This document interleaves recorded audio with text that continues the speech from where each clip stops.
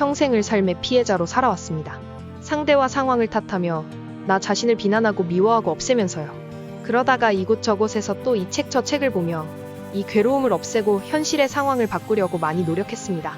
그리고 무언가에 의존하면 안 된다는 걸 알면서도 아무리 해도 풀리지 않으니 저도 모르게 사람을 의존하거나 상상 속의 존재에게 의존하기도 했습니다. 이게 아닌데 하면서도요. 늘 목이 말랐습니다.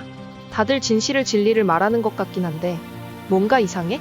명확한 답을 주는 이가 정말 단 한 명도 없었습니다. 하지만 마음이 너무 괴로워서 하라는 대로 해보고 배우기도 하며 무던히도 노력했지만 늘 마음 한켠엔 이게 아닌데라는 의구심과 찜찜함이 있었어요. 그런데 멘탈리셋을 만나고 자기탐구라는 것을 알고 직접 적용해 보았을 때 태어나서 처음으로 되네. 신기하다. 나도 되네. 했습니다. 정말 희망이 생겼어요.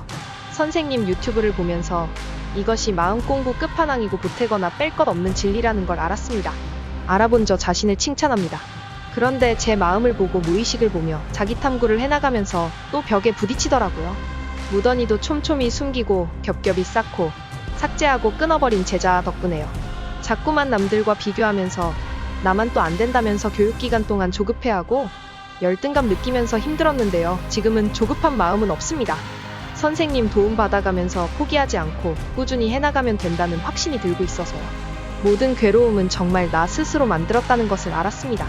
매 이슈마다 그걸 체험적으로 인식하는데 시간이 걸릴 뿐이고 인식하지 못하는 동안은 머리로는 알면서도 죽을 만큼 괴롭다는 것도요.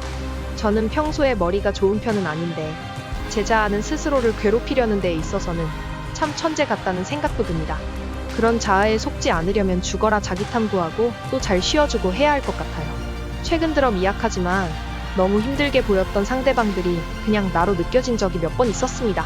평소에 특정 사람들에 대해 보기만 해도 소름과 구역질이 나올 정도로 힘든 이슈가 있었는데요. 그 사람들이 나로 보여서 거부 반응이 현저히 줄어든 것이고요. 그리고 남편의 모든 행동 하나하나가 너무 싫었었는데 한 번은 그 모습이 저 자신으로 보이면서 미움이 사라지더라고요. 그 뒤로 남편을 봐도 아직 마음에 크게 걸리는 게 없는데 조금 더 시간을 두고 봐야 할 것 같습니다. 향후 자기탐구 계획은 그냥 삶 속에서 멘탈리셋과 선생님들과의 끈을 놓지 않고 평생 계속 함께하면서 제 마음 늘 알아차리면서 본성에 갈 때까지 자기탐구하면서 공부하면서 가겠습니다. 복성 선생님, 우양 선생님 정말 세상에 나와주셔서 멘탈리셋 만들어주셔서 정말 진심으로 감사드립니다. 늦된 저 도움 많이 주시고 응원해주신 우리 동기분들 그리고 먼 곳에서 오가시며 늘 챙겨주신 풍심이 회장님께도 감사의 마음 전합니다. 우리 모두 손 꼭 잡고 본성까지 함께 가요. 가다가 누군가 자아의 유혹으로 이탈하려 하면 서로 꼭 붙잡아 주기로 해요. 감사합니다.